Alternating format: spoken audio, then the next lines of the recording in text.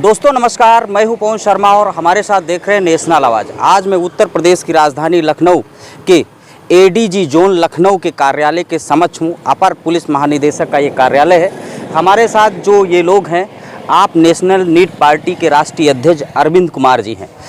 हम आपको थोड़ा विस्तार से ये बताएंगे कि हैदरगढ़, जो बाराबंकी जनपद के अंतर्गत थाना आता हैदरगढ़, उसका एक गाँव है, गाँव का नाम है ज्ञानखेड़ा है, और जो लाही का जो है मजरा है, थाना हैदरगढ़ है, वहाँ पर एक विश्वकर्मा समाज के युवक की नृशंस हत्या कर दी जाती है, यानी उसके गुप्तांग काट दिए जाते हैं। 4 लोगों के खिलाफ मुकदमा दर्ज होता है, एक अज्ञात के खिलाफ होता है। पुलिस ने 3 लोगों को गिरफ्तार करके जेल भेज दिया गया। जो अभी एक अभियुक्त है, जो संजय सिंह है, जिसका हिस्ट्री रिकॉर्ड है, क्रिमिनल रिकॉर्ड है, उसकी गिरफ्तारी नहीं हुई है। लेकिन एक सबसे बड़ी दिलचस्प की बात है, जिस व्यक्ति का नाम अज्ञात में जो चीज़ लिखी गई थी, अज्ञात के आधार पर एक व्यक्ति को गिरफ्तार हुआ। यानी कि एक संवेदनशील विषय ये है कि नामजद की गिरफ्तारी नहीं हुई है, उसमें से जो एक अज्ञात था उसकी हो गई, बाकी 2 नामजद की, यानी टोटल 3 गिरफ्तारियां हुई। अभी संजय सिंह बाकी है। घटना के बारे में क्या प्रकरण है, अभी जो नेशनल नीट पार्टी के अध्यक्ष जी यहाँ पर आए हुए हैं, एडीजी जोन लखनऊ से मुलाकात किया है, ज्ञापन दिया है। ज्ञापन देने के बाद क्या चल रहा है, घटना के संदर्भ में अभी पुलिस क्या कर रही है, अंदर से क्या जानकारी दी गई, ये अरविंद जी मिलकर के बताएंगे। अरविंद जी, ये बताइए कि आप ज्ञापन देने के लिए आए हैदरगढ़ में, जो घटना हुई है, आपने ज्ञापन देने के बाद, तो पहले ये बताइए कि ज्ञापन देने के बाद जो है यहाँ के व्यवहार से, यहाँ पर जो पुलिस अधिकारियों ने जो आपको अवगत कराया है, उससे आप कितना संतुष्ट हैं और आपको क्या भरोसा है उत्तर प्रदेश की कानून व्यवस्था पर? देखिए, आज के लिए, अभी के लिए तो संतुष्ट हूँ, लेकिन अग्रिम क्या कार्यवाही होती है उसको देख के हम कुछ कह सकते हैं। और जहाँ तक आपने पूछा कि उत्तर प्रदेश की कानून व्यवस्था के बारे में, तो मैं स्पष्ट रूप से कहूँगा ये जंगल राज है।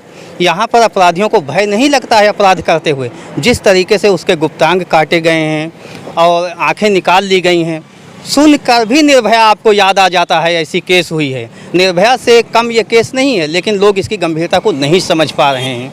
अब आप ऐसे समझ लीजिए कि 20 तारीख को पुलिस को सूचना होती है, पुलिस गिरफ्तार करके ले भी आती है और रात में ही छोड़ देती है। 21 तारीख को जब उसकी लाश मिलती है, उसके बाद भी पुलिस FIR नहीं करती। पुलिस 12 घंटे तक हीला हवाली करती है FIR के लिए, रात में जाकर 8 बजे वो FIR करती है। आप समझिए 24 घंटे बाद FIR होता है। उत्तर प्रदेश की एक कानून व्यवस्था है जहाँ की उसको मालूम हुआ है कि 12 घंटे पहले हत्या हो गई। हत्या होने के बाद तो FIR हो जाना चाहिए था।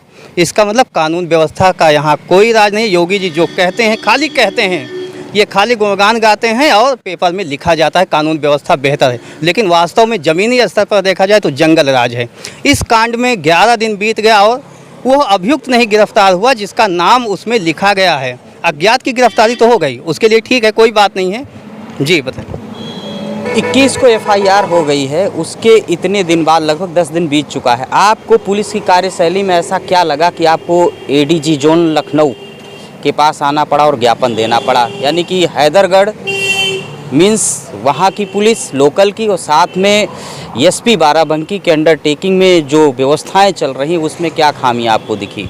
जाहिर सी बात है, हम उनकी व्यवस्था से संतुष्ट नहीं हुए हैं। 10 दिन हो गया और 10 दिन के बाद अगर गिरफ्तारी ना हो पाए नामजद की, तो ये कानून व्यवस्था पर सवाल तो उठाता ही है। और उसी सवाल को देखते हुए, पुलिस की लापरवाही को देखते हुए मुझे यहाँ तक आना पड़ा। लापरवाही पुलिस ने FIR करते समय भी किया था, गिरफ्तारी के समय किया था। तो ये लापरवाहियों को देखते हुए मुझे लगा कि नहीं, इसके लिए हमें लखनऊ पहुंचकर ही इसका शिकायत करना होगा और मामले को संज्ञान में ले आना होगा उच्च अधिकारियों को, ताकि गिरफ्तारी हो समय से। और अगर गिरफ्तारी हुई तभी वो परिवार सुरक्षित रह पाएगा, अन्यथा उस परिवार पर भी दबाव बनाया जा सकता है। कोई अप्रिय घटना भी घटित हो सकती है, इसलिए मैंने सुरक्षा की भी मांग की। एक बड़ी बात है, पुलिस अधिकतर जब होता है कि जो लोकल थाने पे अगर गिरफ्तारी नहीं होती, तो जो उच्च अधिकारी होते हैं, कॉमन सा वर्ड है जो बोल देते हैं अधिकारी की अभी गिरफ्तारी के लिए प्रयासरत हुए, हम गिरफ्तारी के लिए प्रयास कर रहे हैं। सवाल है कि कई लोगों से ये शब्द मैंने सुना है, उच्च अधिकारियों से भी शब्द सुना है, तो इस शब्द को लेकर के आप क्या संदेश देना चाहते हैं, खास करके उन अधिकारियों को कि मामला तो चल रहा है, गिरफ्तारी तो अभी होगी, चल रहा है? देखिए, संदेश साफ है कि उच्च अधिकारी अपनी बातों को, जो भी आश्वासन हैं, उस पर उसकी पूर्ति करते हुए दिखाई देना चाहिए, परिलक्षित होना चाहिए, उस सामने दिखना चाहिए कि कुछ हो रहा है। अगर कुछ दिखेगा नहीं तो ये तो हवा हवाई बातें हुई, और हवा हवाई बातों में यकीन नहीं किया जा सकता। तो ज्ञापन देने के बाद आप क्या अगली रणनीति अपनाने वाले हैं? क्या वॉच एंड जो है एक्शन के मोड में देखिए, आएंगे? कम से कम 24 घंटे का तो समय दिया जाना चाहिए। 24 घंटे का मैं समय देता हूँ, उसके बाद अगली कार्यवाही क्या होती है हम लोग सोचेंगे समझेंगे। उसके बाद अगर आवश्यकता हुई तो महामहिम राज्यपाल तक भी पहुँचा जा सकता है इस मामले को लेकर। दोस्तों, बातचीत कर रहे थे नेशनल नीट पार्टी के राष्ट्रीय अध्यक्ष हैं, उनके तमाम साथी हैं। और हैदरगढ़ में जो एक हत्या हुई, नृशंस हत्या हुई है, जो सौ कुछ क्षिप्त विक्षिप्त किया गया है, तमाम उसके अंगों को इधर से उधर किया गया है, तो कहीं ना कहीं जो है नेशनल नीट पार्टी को ये लगता है कि उस पर जो है गलत किया गया है। पुलिस को तत्काल उस पर एक्शन लेना चाहिए। और जिस तरह से सौकों लोगों ने आंखों से देखा है, जो घटना का क्रम निकल करके आता है, तो खास करके मैं भी समझ सकता हूं कि ज़रूर वहां पर कहीं ना कहीं टेक्निकल कमी हुई है और जो है गिरफ्तारी करने में विलम्ब हुआ है। कुछ ना कुछ उसमें संदेह का विषय आता है। अब तो ये देखना है कि उत्तर प्रदेश में जो योगी की पुलिस है अब क्या करती, क्या संजय सिंह को गिरफ्तार करेगी या नहीं गिरफ्तार करेगी। तब तक जो राष्ट्रीय अध्यक्ष हैं अब वॉच की पोजीशन पर हैं, देखते हैं पुलिस क्या एक्शन लेती है। उसके बाद इन्होंने अवगत करा ही दिया है कि आफ्टर 24 आवर हम क्या एक्शन लेंगे वो आपको ज़रूर बताएंगे। अगर कुछ ऐसा करते हैं तो हम भी अपने चैनल के माध्यम से आपको अवगत कराएंगे। और साथ ही आप लोगों से ये भी कहना चाहते हैं, अगर इस तरह की हत्याएँ होती हैं तो निश्चित तौर पर योगी सरकार की कानून व्यवस्था पर सवाल उठता है।